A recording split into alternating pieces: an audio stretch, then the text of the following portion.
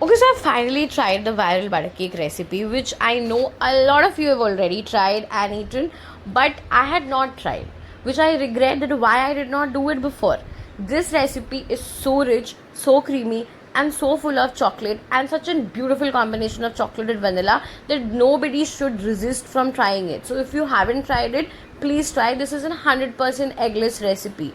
So here is my recipe I'm going to share with you, for which you need extremely simple ingredients. The first important ingredient, of course, is butter.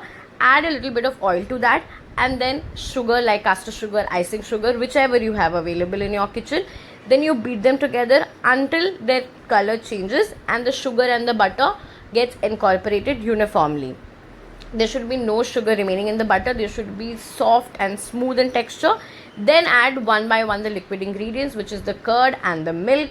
Again, give them a good mix unless they are nicely incorporated. At this point of time, a little bit of your mixture can be seen curdled, which is absolutely fine. Not to worry.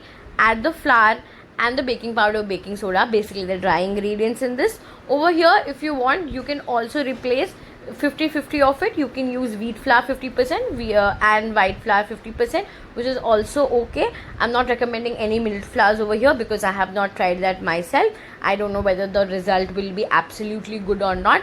But if you want to try the exact recipe, the viral recipe, the authentic recipe, please go a little unhealthy and use only and only white flour, which is our maida.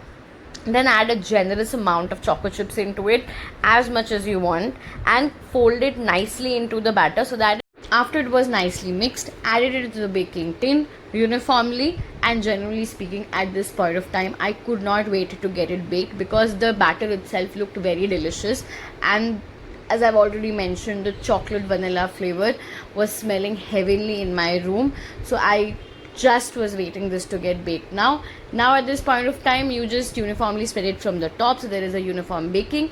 Add as much amount of chocolate chips you want to, and then bake it at 180 degrees Celsius for 30 to 35 minutes, and you get the most soft, rich, and the best vanilla chocolate combination cake, that too in 100% eggless version.